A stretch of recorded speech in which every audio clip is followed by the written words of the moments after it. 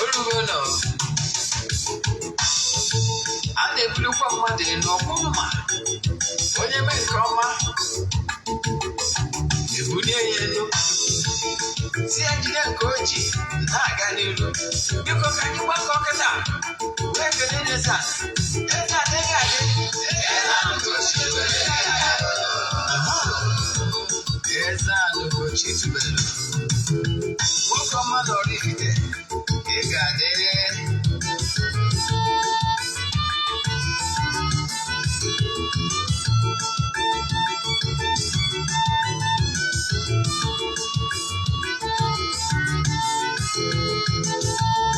Ọdịnala bụ eziokwu.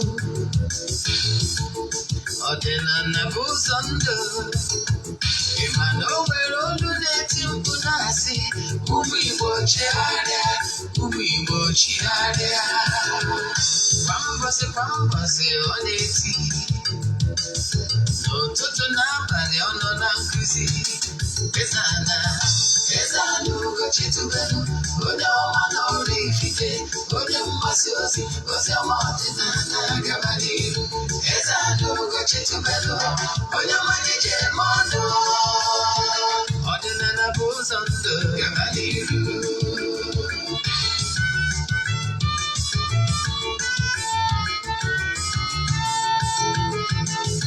Eze-Ana Ugochitubelu, onye ọma na ọrụ ikike, onye mgbasa ozi, ozi ọma ọdịnala gaba n'iru.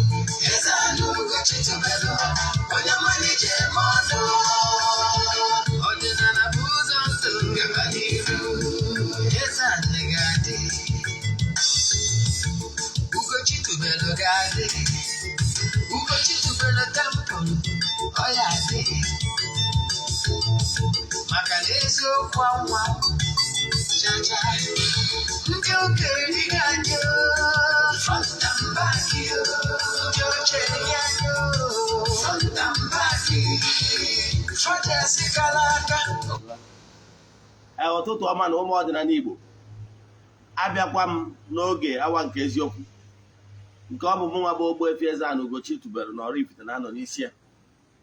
Oge awa nke eziokwu bụ oge anyị ji awa eziokwu niile agba maka ndị ọ bụ tata bụ izizi ha na-afụ na soshal midia. Afa mbụ Ogbuefi Eze-Ana Ugochitubelu na Oraifite, afa nji wee chi ọzọ Eze-Ana na Oraifite, Anambra steeti. Abụ m onye isi nchụaja Ugochitubelu ọdịnala tempụl. Anyị na-agba afa miri emi nụkwazi ọrụ mmụọ dị iche iche. Abụkwazi m onye isi nchụaja na ọdịnala Restoration Prayer Ministry, bụrụkwazi onye mgbasa ozi ọdịnala Igbo. So you can call me an ordinary evangelist. I will answer. My mission is to help people live better life. N'ụbọchị taa, isiokwu anyị ji wee bịa ka anyị chọọ ka anyị kọwala ụmụ Igbo maka na what you don't know is only a mystery to you. Ihe anyị ji bịa taa ka anyị kọwala gị ihe bụ ọzọ, ihe bụ ichi ọzọ n'ala Igbo, na ihe niile ị kwesịrị ịma gbasara ọzọ title holders. Then in totality, onye ka anyị ji bịa. Ma ị gee ntị nke ọma, ị ga-amụta ihe ga-enyere gị aka, ihe ị kwesịrị ịma dịka onye Igbo ya na onye na-eso ihe gbasara ọdịnala.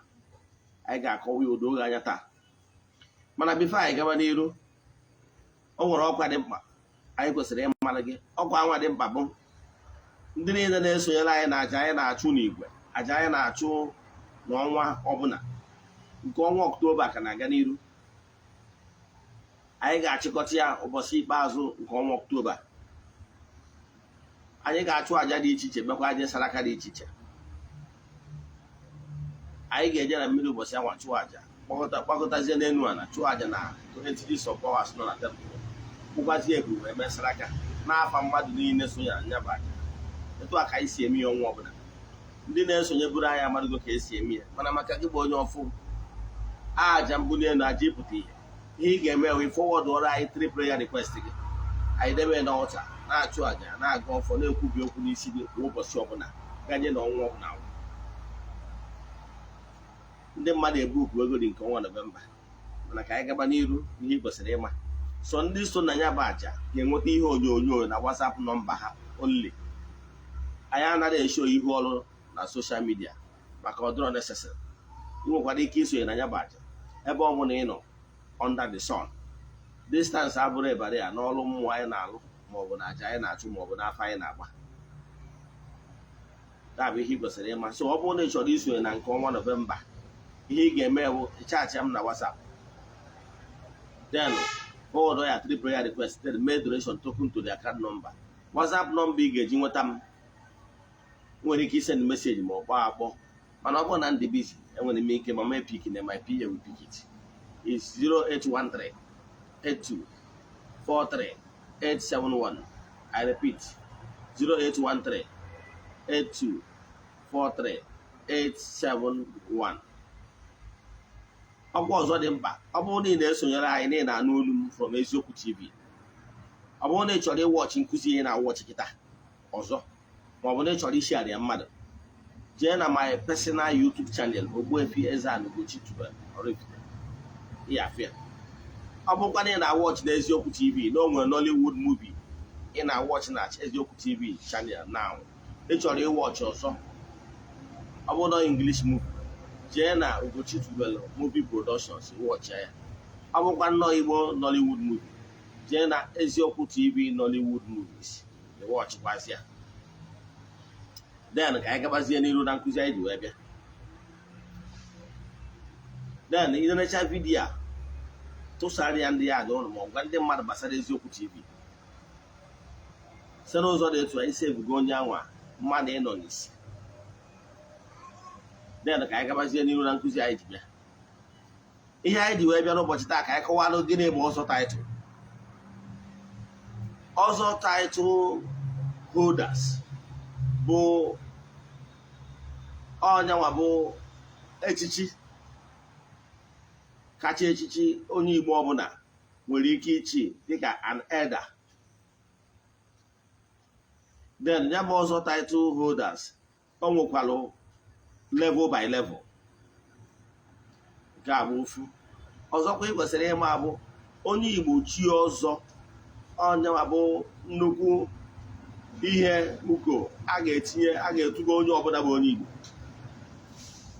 Nke ọzọ si bụ mmadụ ịbụzi ala onye ichie. Mmadụ ịbụzi ala onye ichie bụ is an appointment. Enwere ike abịa n'igwe cabinet, then each clan ewepụtagasịa their representative ndị ga-anọ na clan na cabinet igwe. Originally kwesịrị ịbụ ndị the best among equal. Yes, etu a ka esi eme ya n'obodo a na-eme ihe ọfụma. Hapụsịkwa dị na ọ na-agba apụta kịta ụfọdụ na so ihe gbasara igwe ma ọ bụ leader of each town. Ụfọdụ obodo na-akpọ ọba, ụfọdụ na-akpọ igwe, ụfọdụ na-akpọ igwe, ụfọdụ na-akpọ obi. Nwere ihe ọsọsị kpọọ ya. Ihe ọ pụtara bụ na ọ bụ the political head of that particular community. Originally, ọ dịbụrụ n'ala Igbo, ọ ihe ndị gọọmenti chịkọtara ka e wee nwee onye na-coordinate each town, na-enyekwa akaụntụ gọọmenti. Mana kịta gọọmenti akwụbago ha ezigbo ụgwọ, enwere some goodies na-esizi na ya pụta. Onye kpatara na ị ga-afụ n'obodo ụfọdụ a na-azụzi igwe azụ maka ihe ihe dị ya na ọbụrụzi bịa sa agụ obodo etu ọ dị gboo. Ọbụrụzi etu ọ dị n'gboo, a na-enwe prince. From prince, ndị mmadụ a na-ayọ ya ayọ biko ka ọ bụrụ igwe ha. Mgbe ahụ bụ mgbe a na-ezi dị n'ukwu ụkwa, mgbe a na-efolo the right process. Even among the prince, enwekwara mgbe ụfọdụ ọ ga-ada ụda na-ga-ejekwa afa ka a mara onye the gods of the land selected. Mgbe ahụ bụ mgbe eze dị n'ukwu ụkwa, mgbe eziokwu dị. Now, mana ihe anyị chọrọ ịkwụwa tata ihe gbasara ọzọ. Gịnị bụ ọzọ n'ala Igbo? Ọtụtụ ndị mmadụ na-enwe nghọta dị iche iche maka na onye ahụ aghọtara how things work, ma ọ bụ maka ihi na eriri onye ahụ eri, ọ ghọtara ihe dị n'ọdịnala Igbo. Ọdịnala Igbo, onye Igbo ọbụla kwesịrị ka ọ mata ihe gbasara ọdịnala, ka ọ ga-abụ ọ bụrụ na ajụọ ya kere ihe dị nke ọmalụ, kere nke bụ nke ọmalụ. Mana ụka mere anyị taatị ndị mmadụ adịghị epezi attention ihe ha kwesịrị ịma.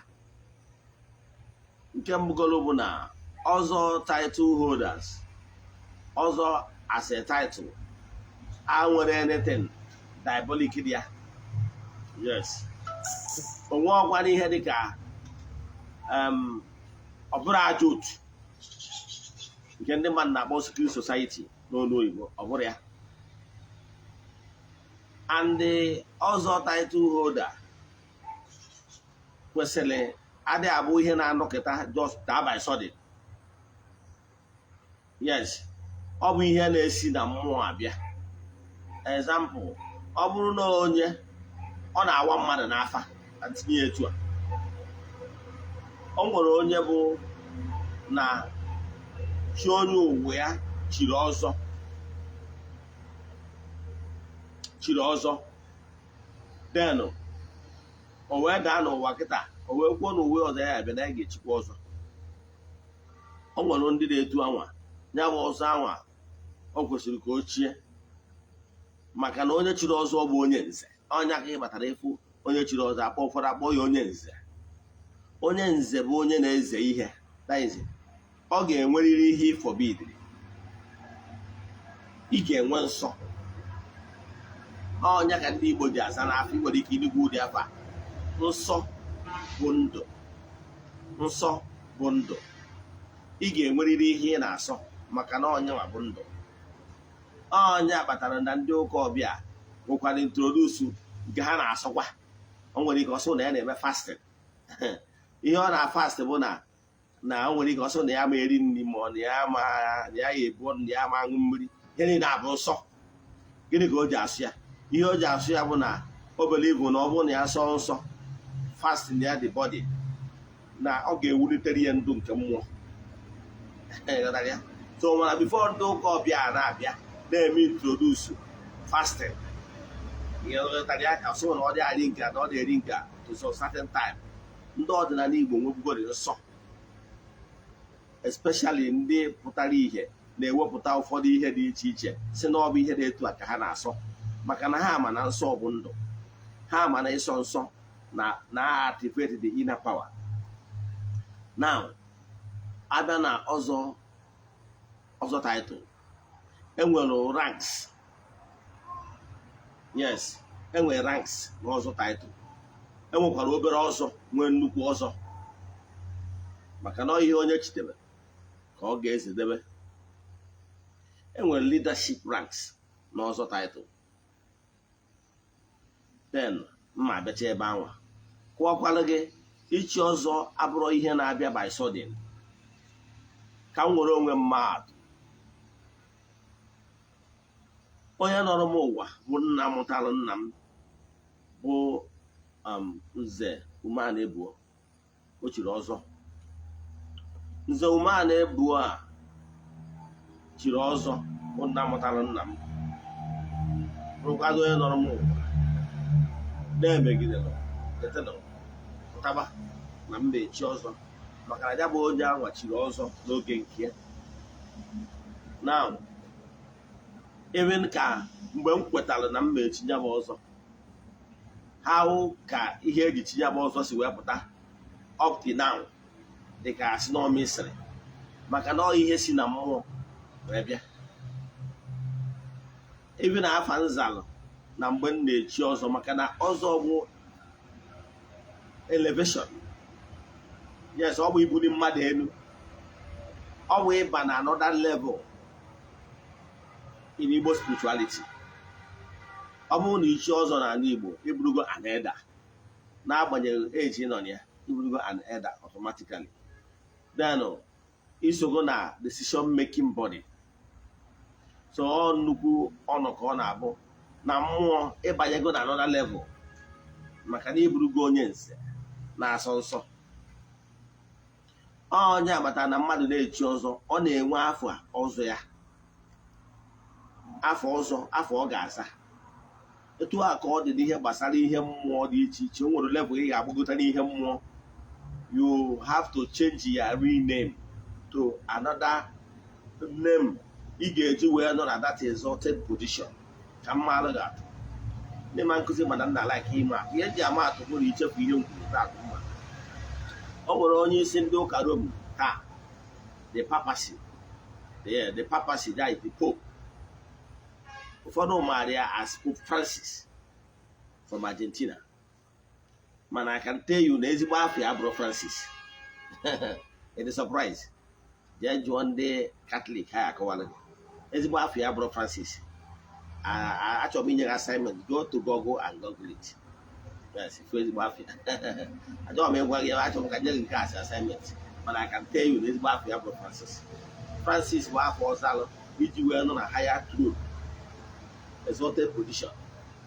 Etu a ka ọ dị, ọ bụrụ na oge nke ego bido. Etu a ka ọ dị down the other papacy, ndị chigoro as Pope.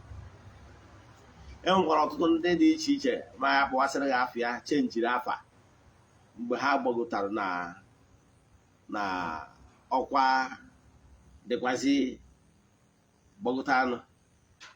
Ịchọ ka mkpọwara gị afa world religions, ndị their leaders, spiritual head. Once they assume that spiritual head, they change name. Mbọsị m na-akọwara gbasara world religion ka m na-emenshọn ya. So ihe nna-achị kụwara gị bụ na mgbe nna-achị ya gwara m maka ichi ọzọ a, wee gwa m sị m na ihe m ga-aza nke bụ eziokwu na bifo nza anya bụ afa onwebere ebe m nọ data afa weda mas Facebook kịta asị o nwere ọtụtụ ndị na-azị ya. Fata ngwa one of my follower gwara m na ya chọrọ ichi ọzọ and na ọ chọrọ iburu my name. Anyway, I will not stop him anyway. Mana agwara m ya most at times ọ bụrụ na ọ na-gbasara ọzọ ọ na-aka mma ka ịgba afa. Now, mana mgbe m na-akwado ọzọ accept na mmechi ọzọ mgbe ka chi m bịa wee gwa m sị m na afọ ọzọ a mma aza na ihe mma aza bụ na chi m ga-etube m ugo ihe mma aza Ugochitubelu. Ọ ya kpatara na ya nwa afa mgbe m bidoro ọrụ onwere ebe anụbụrụ m ya n'ọnụ mmadụ atọ. Ejokwu na afa nzago for years now na social media. Ụfọdụ ndị mmadụ na-enwe isi dị afọ anyway maka na ọ dị unique. Now ọ bụrụ afọ agwa m na mma aza. So most of the times o nwere ike ichi ọzọ bụrụ ihe ya agwaghị n'afa. Mgbe ụfọdụ enwe ha na-akpọ ịgba ọsọ that is ịgba afọ ọzọ. N'afọ ọzọ ahụ ụfọdụ na ha gbazie agwa ha ụdị ọzọ ha ga-echi na afa ha ga-aza. Ịghọtara ya? Mgbe ndị mmadụ na-aga spiritual, eziokwu na ụfọdụ ndị mmadụ na-achọzi ichi ya bụ ọzọ maka ihi na ha chọrọ ka ha na-afụtazie as ihe eji eme mpako ma ihe eji egosikwa maka ndị anyị bụ. So ụfọdụ n'ime ndị mmadụ adịghị efuruzi that normal process eji eme originally. So and ọ bụrụ na ị chọọ ichi ọzọ, nke mbụgolo bụ na ị kwesịrị ịma ije na clan gị jee mitie ndị isi ọzọ. Onye isi ọzọ na bụ ọnụ the head. A na-enwe community ọbụla na-enwe onye bụ the head n'ọzọ ha na-echi. Yes. So and ọnụkụ ọbụla nwere ọzọ ha na-echi aside ndị bụ na ha jezi je gbaa afa onwezi anọda ọzọ warịa n'afa. Mma abịakwada datala n'original na ọnụkụ ọbụla each clan nwere ụdị ọzọ ha na-echi based on ihe ha bụ. Ka nwere onwe mmadụ our own clan because of ihe anyị bụ because of ihe anyị bụ etu ọlụ anyị si dị. So anyị nwa na be anyị enwere about two or three clan no Igbo Oraifite na-echi ụdị ọzọ anyị na-echi. Ihe anyị nwa na-echi na our own clan ọzọ Eze-Ana. Yes, bidoro n'aka nna nna ya ndị kwụbara anyị nọ ọzọ Eze-Ana ka anyị na-echi. Yes, ihe kpatara ya bụ na our own clan nwere link or descendant of onye kpatara na our own clan anyị nwere akwarụ. Yes, so ọzọ anyị na-echi iwu ọzọ Eze-Ana nwere ọzọ anyị na-echi. Yes, so maka na data ọzọ ahụ anyị na-echi maka na anyị bụ isi na-echita bụ ọzọ Eze-Ana. Then onye ọbụla nọ na our own clan bụ ọzọ Eze-Ana ka ọ ga-echi unless na-enwe special case o ji eburuzie na ọnọda ọzọ mara onye anwa o nwere ọzọ ụfọdụ ndị mmadụ na-echi abụrụ ọzọ ọdịnala.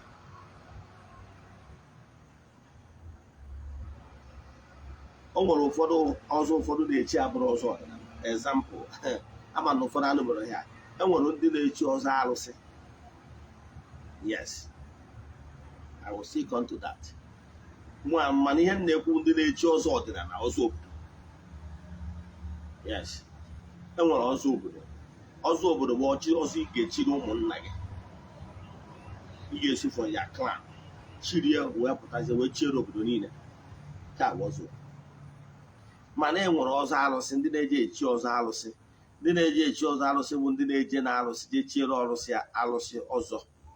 Like ịbịa na be anyị na Oraifite, ụmụ ndị na-eje echi ọzọ edo, that is arụsị edo. Yes, ịma na Oraifite ichi na Nnewi bụ ana edo.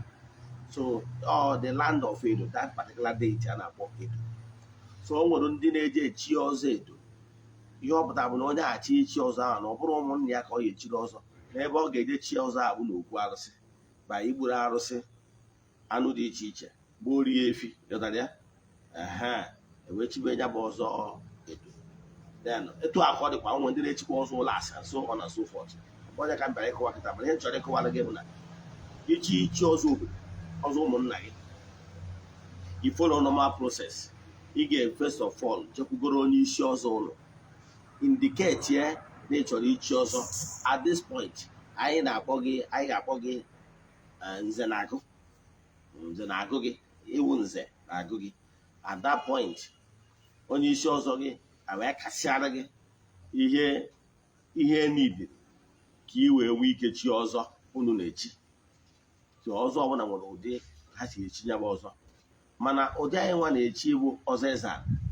Ọzọ Eze-Ana bụ the highest ọzọ n'ala Igbo. Ihe Eze-Ana ji wee bụrụ the highest ọzọ n'ala Igbo bụ nọọ ana bụ isi mmụọ. Nwere ihe ọbụla a na-eme n'ala Igbo wezụga ana. Originally onye na-echi ọzọ Eze-Ana ga-abụ onye ọdịnala. Reason bụ na ichi ọzọ Eze-Ana bụ na ị na-efe ana, and e nwere long process eji echi ya bụ ọzọ. Mana before m gaa n'iru na nke a, mma akụwagodo ụlọ ọzọ agwara m gị before mgbe m bidoro na ọzọ dị ụzọ na enwere nnukwu ọzọ na obere ọzọ. Mana ọ nwere simple thing mma agwa gị ị ga-eji wee ma nnukwu ọzọ na obere ọzọ dịka novice. O nwere ihe a na-akpọ njata ọkpa, njata a na-akpọ rope. Yes, ndị nnukwu ọzọ bụ ndị na-agba rope n'ụkwụ. Ndị na-agba rope n'ụkwụ. Mana ndị obere ọzọ bụ ndị adị agba rope n'ụkwụ mana ha chiri ọzọ. Ya bụ simple sign ị ga-eji wee mụ ya. Enwe ike igosiwo ụkwụ m na ka ị nwee ike fụ ụdị eriri mgbara ụkwụ. Ụdị eriri a mgbara ụkwụ ọ native rope. Native rope a bụ adịghị very a big boy na ya. Native rope a ị ga-agbụ ya n'ụkwụ tiri bicha ndụ gị niile. Yes, native rope a ọ ị na-eyipụ kwụsị ahụ echibere maka na that rope a abụrụ just ordinary rope. Ife dị ya. Now that native rope a na-eme eyipụ. Ọ bụ ọkwa nke a ndị ga-eme na ị na-afụ na Facebook na-eje n'ebe a na-egoro spiritual material, jegoro rope na-acha white etiri ihe gold ha na-eji eme guy. Ihe awụ rọba ha dọtị ụkwụ ha etinye yipụ ya bọchọrọ oyipụ ya arụ anya ma bụ na onye achịrị ọzọ. Ya awụ ndị ihe dị ga-eme ị gara afụkarị ya na ụfọdụ ndị social media dibịa. Nke a bụ nke ndị guy ka abụrụ onye ma bụ na ochiri ọzọ eriri, mana ha na-eji agbara ya na ụdị na ụfọdụ n'ime ha echiri ọzọ, ụfọdụ bụ na nze na-agụ. Ụfọdụ n'ime ha chikwara ọzọ mana ha echiro nnukwu ọzọ. Ha wee jee jos yiri ka e wee na-eme guy na Facebook. Ọ bụrụ ihe a ka m na-ekwu, efugoro ya ihe amanọ ihe guy. Ọ ya adị pure white nwee ihe yellow in between gas, ihe ahụ fancy. Ọ bụrụ onye nwa bụ nke a na-eyibe mmadụ onye chiri ọzọ eriri chọrọ ichi ọzọ ọdịnala, abụrụ ụdị a ka a na-eyuzu. Ị ga-eyuzu riri nke ahụ ndị anyị ha yuzu ezigbo rope ka ọ na-abụ. ezigbo rope ị nwere ike iye donkey years, ị nwere ike iye 50 years nwebere ihe mere ya. Yes, and that rope anwa ndị chiri ọzọ eriri anwa ụbọchị onye anwa bichara ndụ, ụbọchị anwa ka a ga-akọt that rope nke ahụ ọṅụ. Onye ya akọtụkwa ya ga-akwụkwọ onye chikwara ọzọ Eze-Ana ahụ, ọ bụ na be anyị onye chikwara Eze-Ana ga-akọtụ ya. Bifo a na-akọtụ ya, anya ga wuru nke mmadụ ya. Bifo a na-akọtụ ya, o nwere ihe ndị a ga-eweta. Ofu mpi ga-adị ya, oke ọbara nnekwu ga-adị ya, ọjị 9 ga-adị ya, ose ọjị 9 ga-adị ya, ji 9 ga-adị ya, denụ arịa nkwụ 9 ga-adị ya. Mgbe ewe arịa nkwụ arịa nkwụ ọbụla ya 1 gallon ngwọ, 1 gallon ngwọ, 1 gallon ngwọ, 1 gallon ngwọ into 9.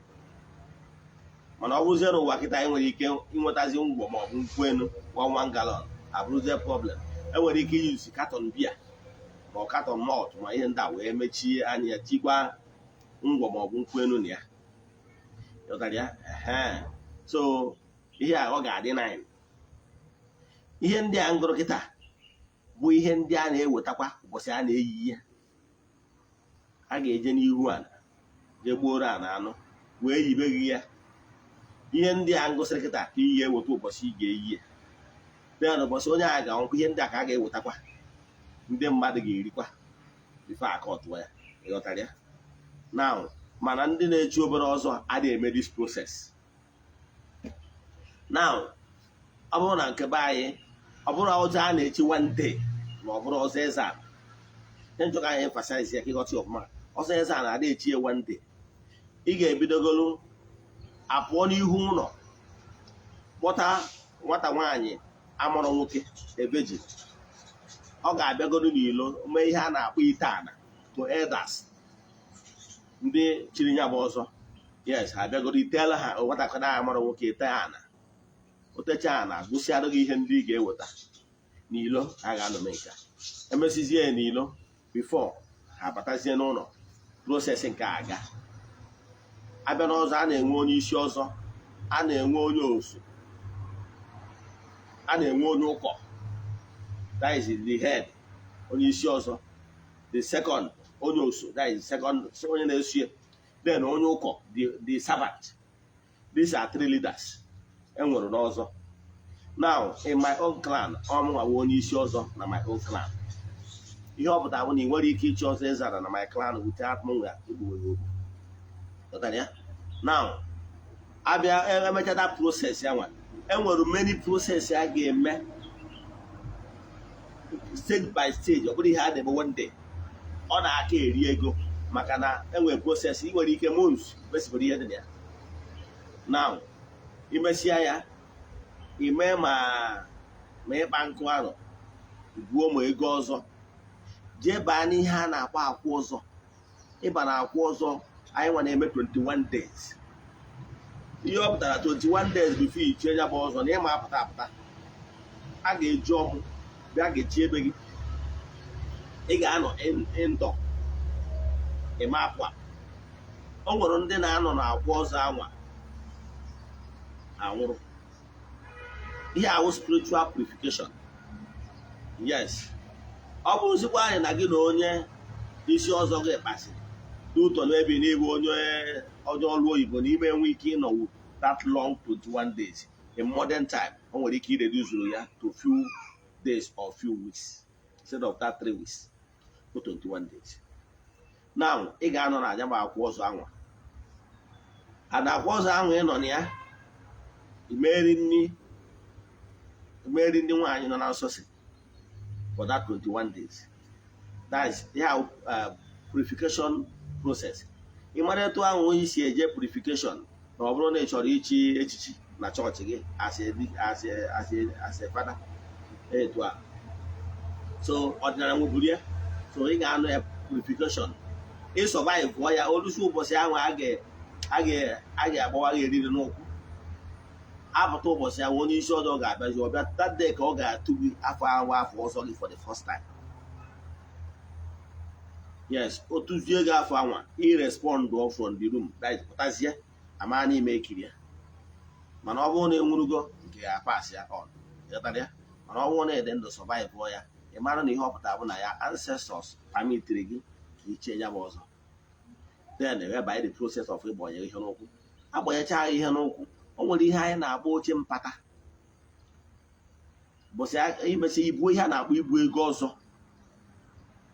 Ibu ego ọzọ bụ ego a na-ebu ga-abụ onye isi ọzọ na ndị niile chiri ọzọ na from that clan, ọha na-eke that money. Ego ọzọ enwero price eji emie, obodo ọbụla na-edisaidi ego ole ọ na-abụ. So nke a bụ ihe ị ga-ediscuss with ya ndị ọzọ leaders, agwazie gị ego ole ị nidiri ka ị kwụọ ka ị wee nwee ike wee chiwe gị ọzọ. Then abịacha na ya, enwerụziri nsọ dị iche iche a ga-agụrụ gị, ma bifo eruo na nke ịgụ nsọ ahụ a ga-agụrụ gị bụ ihe izi ị ga-ebu ụzọ megoro bụ ọ bụrụ na ọnụ ọzọ ụdị anyị nwa na-echi ọzọ Eze-Ana, ị ga-ejegoro ikwu nne gị jee chiere ndị ikwu nne gị ọzọ. Yes, ichichalụ ha ọzọ anwa ga-enye gị ọfọ, ha ga-enye gị ụzọ ọfọ na nyekwa gị ihe ụmụ ụkọ ha ga-enye gị ya. Ọ bụrụ na ha nye gị ihe ụmụ ụkọ anwa, nye gị ọfọ na-abụ ọfọ bụ ọfọ emere gịnị nke adịghị ebuso ọbara. Ọfọ ahụ ọfọ ị ga-etinye n'akpa gị mgbe ọbụla ị na-eji okwu, ikwucha okwu ikwuo na gị nwa bụ Eze-Ana ekwuchara na-etu aka isi mara anya bụ ihe tinye ya ọfọ na weda ma ndị mmadụ weziri ihe ikwu ma na ha ewere ihe ikwu, ihe nwụ na ikwuo na nke bụ eziokwu ya. Ihe onye akụtasịrị were isi eburu tinye ọfọ na makoro akpawo na then ọfọ nke ọzọ bụ ọfọ nke a na-ebuso ọbara, nke a bụ nke ị ga-eji wee na-eje n'ihu ana na-agwa ana ukwu, ọ ndị ikwu nne gị ga-enye gị. Ụmụ ndị obere ọzọ a na-eme ụdị ya. Yes, ọzọ na-ewe proses ya.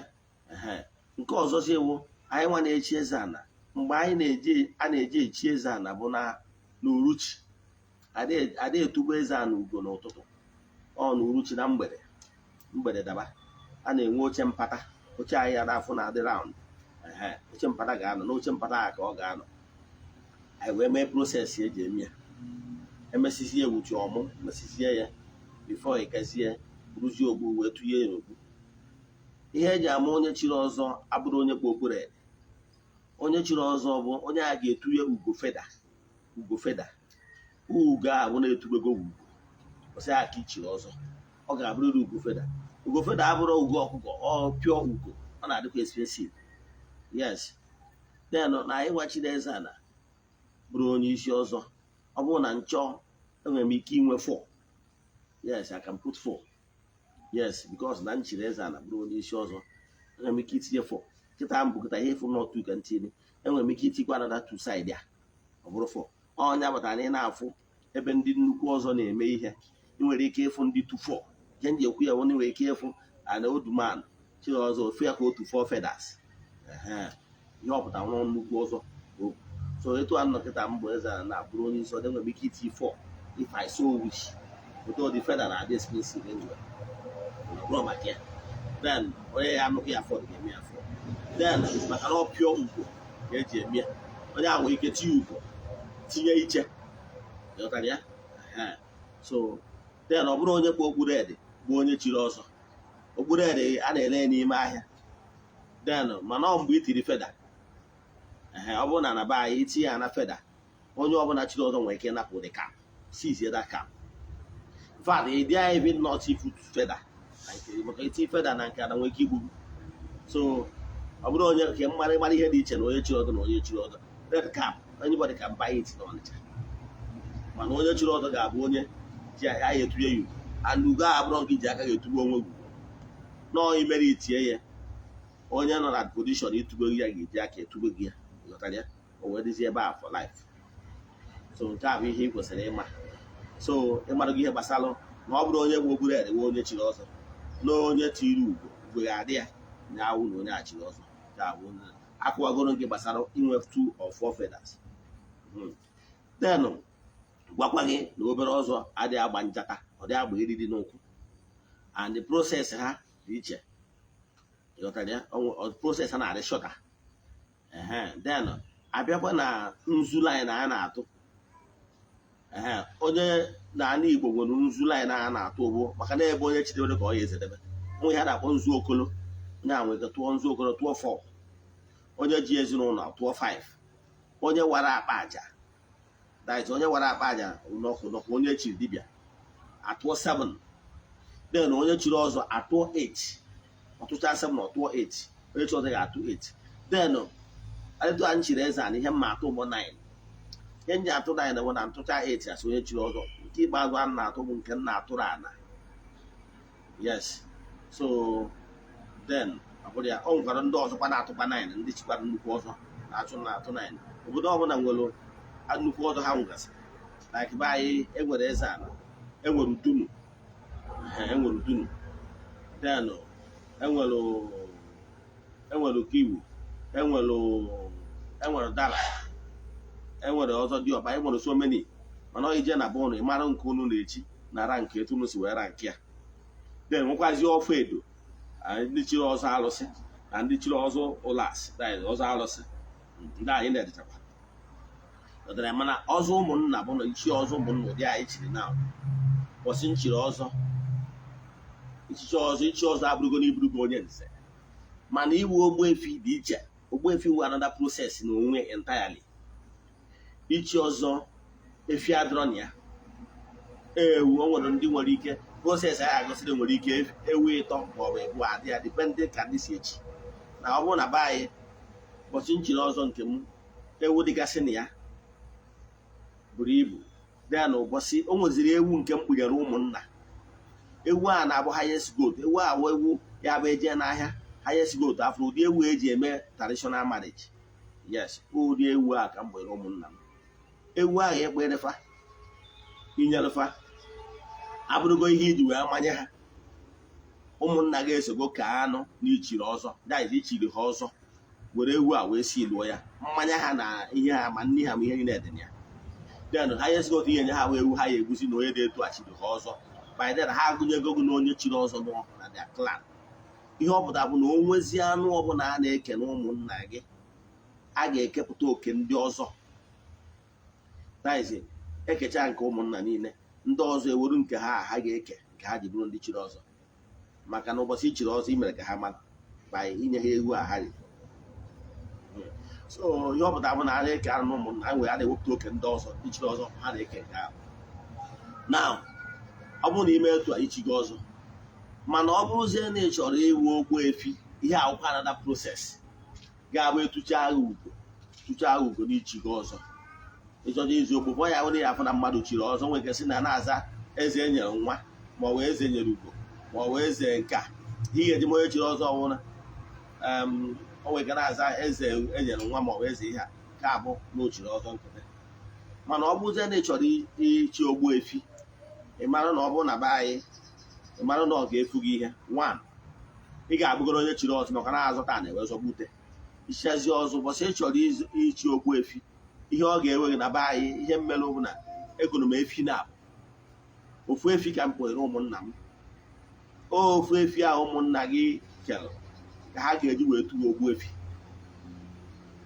ị ga-akpọ ụmụnna bunye ha ofu efi ma mmanya ma nri dị ya nọ wee celebrate data efi anwa ekpunyere fa ọnya bụ na ibugo Ogbuefi maka na ị nwere efi wee nye mmadụ kasị mmadụ ka abụ ofu denụ ego m efi na maka na ofu ga-akpụnyere ụmụnna m ofu ka m kpụnyere ndị nze na ọzọ niile nọ n'Oraifite sikwa nri ma mmanya dị ya na nnukwu mmemme ọ na ihe 2021 bọsị mme birthday mepe ụlọ ka m gbakwuru ọfala ọzọ anyị na-akpọ ya ebe ọfala ọzọ bọsị ya ka m nyekwuru ndị nze na ọzọ Oraifite efi nkefa kpụnye ụmụnna nkefa mana mgbe ahụ ka ichizu kọmpliti Ogbuefi so Ogbuefi abụrụ afa mmadụ na-anọkọta kwuru na asa no yes and onwe onye na-azị ya asị gaa inem dịka ofu onye nwee nke nọ na Facebook sị na ya wee Ogbuefi I go die abịa I go talk nke a wee ọsị aga inem mana nke wee Ogbuefi nke ichiri ụmụnna gị na-akpọ gị ya ihe a ga-eji kpọ gị ya bụkọs na ha asori ya ime the normal process ọ bụrụ na ime ọ dị normal process ị mara na nke ịwụ nke ga-ema nke Facebook na-azụ so ọ bụrụ ihe dị na ya then eji m n'aka na ịghọtago ihe gbasara ichi ọzọ then agwụgwọ m gị na afa a na-echigasị n'ọzọ gwa gị esi mara nnukwu ọzọ babịa eriri ụkwazi oge ihe ejima nkewa obere ọzọ nke adị agba eriri n'ụkwụ mana o chiri ọzọ then abịa n'ọzọ a na-enwe nsọ anyị agụsịrị gị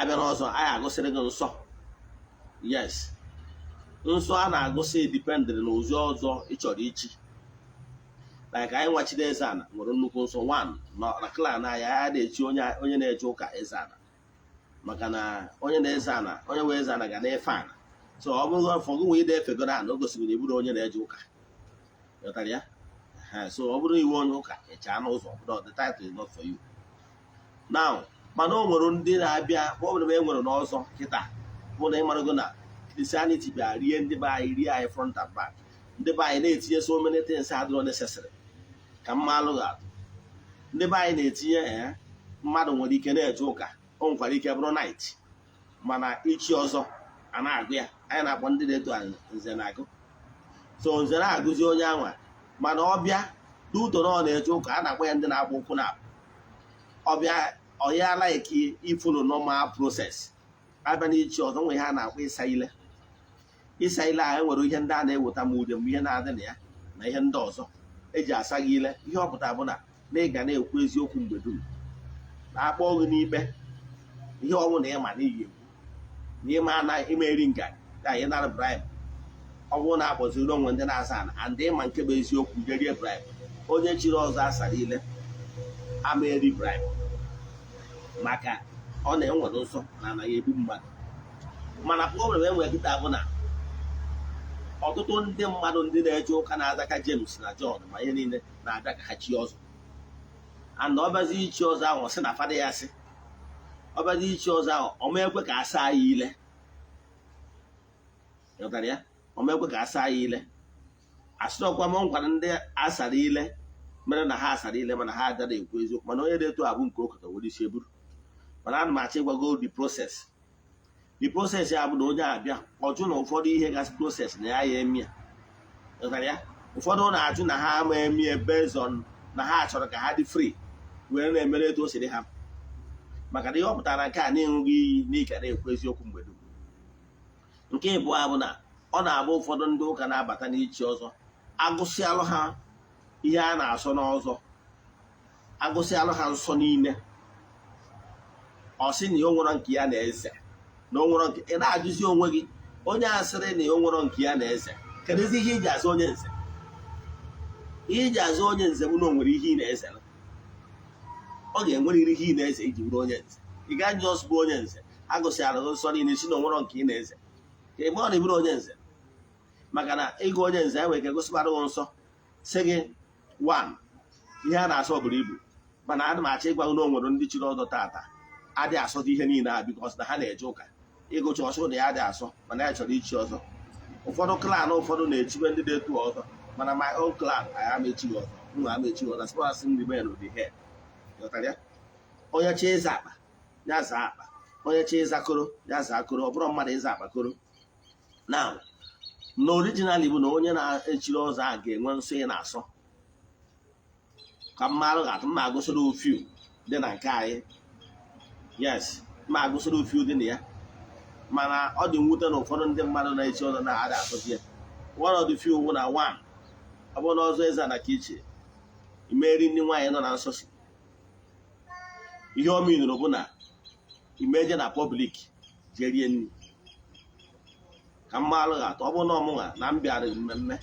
ọ bụrụ na mme na-echọrọ inye m nri maa na ị akpọba m n'ụlọ I will not eat in the public ị akpọba m n'ụlọ weta ji weta ọkụkọ ị ga-eji wee na m nri mmebi aka na ọkụkọ ahụ bifo nye ya bụ nri enyi bịa aka na ọkụkọ ahụ ka ọ ga-abụ ọ bụgoro na n'ebe a nọ ya bụ si ya bụ nri ma ọ bụ na onye siri ya bụ nri adịrị ọcha wee si ya bụ nri nke ọzọ ọfọ ọkụkọ anwa na mpụ na ọtọ na ahụ metara gaa n'ebe ọkụkọ ahụ ka nwere onwe m ka ihe ndị gara ebe nsọ nri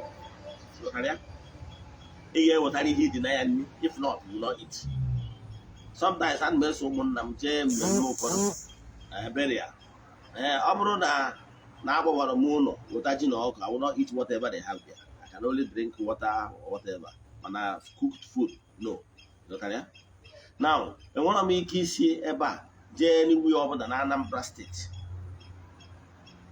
jee n'ebe ọ na Anambra steeti then megịnị rie nri goro nri na họtel rie reason mụ na amara m onye si rie ka o si wee kwado and ọ dị embarrassing n'ihi ọ bụrụ onye ọbụla ka ị ga-achụ dị anyị kedu ka isi kwado unless na nwoke na-esi ya bụ nri dọtara ya then ana m achịkọwara nsọ dị na ya ị nwere ike firo na nsọ ndị enwere uru ọ bara but ihe niile ahụ n'oyihe onye chiri ka ọ na-eze na nke ọzọ ọbụla adị m eji uje late nwere ihe ga-eme ka ọ na-akụ dak ka ọ dị dak asatị ya moto m jebe pụọ n'ilo ma ọ jee na bịa palọ ifunugo bishọp gị ka bishọp gị jere na bịa palọ na ọ na-aṅụ nkwụ ifunugo ya nọmi na bishọp ga ada ata anụ nchi ma ọ na-aṅụ mmanya mana ọchị ịhụ ya na ọkwanyere onwe ya gori ebe a na biya na ụta ya yọtara ya etu anwa nze na ọzọ na ọ dị ka bishọp gị yes so onye nze na ọzọ emere expect na ọ ga-eje na họteelụ na-agba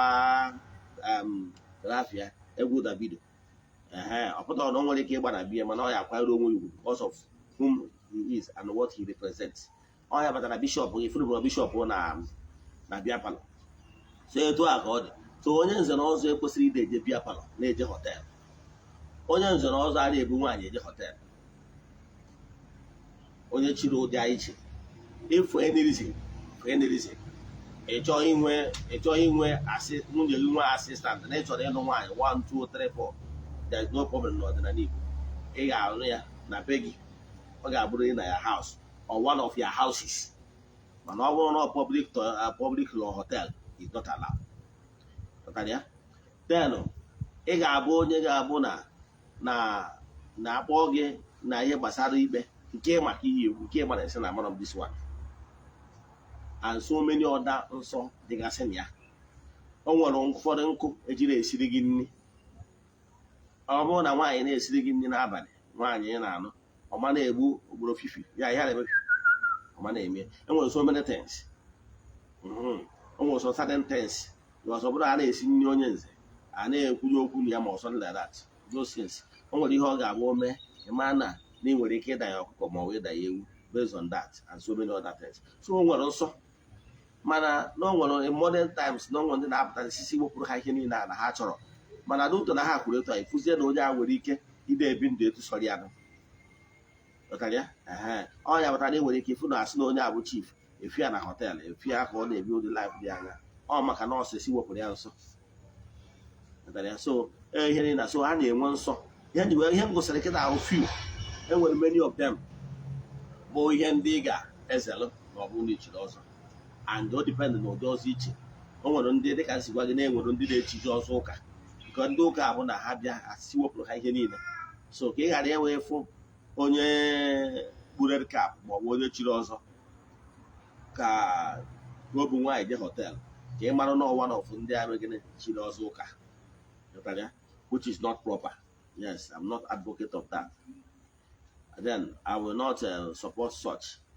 Mana ọbụna m nwa ya gbazu agụ yes ebe m nwere authority stop and ime ka addition a na-edebe the purification of the ọzọ title bụ na my own clan which I'm the head mana ọ bụrụ na clan ndị ọzọ ọbụna m ga-agwa ha ihe ha ga-eme kama ana m achọ ịgwa gị na ichi ọzọ zee nze dị na ya zee uze dị na ya iburu onye nze and ize uze dị na ya ịka nka ị na-asọ nsọ ọzọ ọ ga-eme gị live long mana ọ bụrụ na ị na-ebi anyhow you will die quick maka ndị Igbo tụrụ nso na nsọ bụ ndụ ị na-asọ nsọ you live long ọsọ ịsọ nsọ a ga-eme gị ime step on toes onye nchọ ka nkọwala gị eji m n'aka na ịghọta gị ihe niile so many things nkọwalụ gbasara ọzọ title abịa n'ọzọ enwere so many things enwekwara ụfọdụ ihe echenjichagoro like olden days a na-egbu ichi like my grandfather gburu ichi onwe ha na-agbu ichi iwu mgbe gboo ihe afụ line a na-aka ọ na-adị very painful a na-akagasị egbuo ichi ịfụcha onye mgbe ochie akachala ihe a na-akpọ ya igbu ichi ọ na-adị very painful o so na one of the process to survive ya that time ị mara na the gods are with you so mana kịta anyị na-eme ihe a na-akpọ pinchom abịazi ajọsa ka anyị enwe obere ọgbadị noticeable na side isi ebe a na-egbu ya on the side Enugu ukwu na-eme ya. Yes, a na-agba ya igbu ichi. Then anyị na-egbusi nke na-adị noticeable ka ọ na-emecha akacha ihu. Like my grandfather gbuchara nke o gburu half, o gburu nke etu a niile bie etu a, gbuo nke etu a niile ha ebie etu a. Ngwa ndị na-egbu full ya na-afụ ya na ụmụ ego ochie onye gburu ichi dịka jisadesa wee kee, mana ọ maka eji emedapụ na ọ na-abịa pefu. So in modern world na ewepụsịrị ya.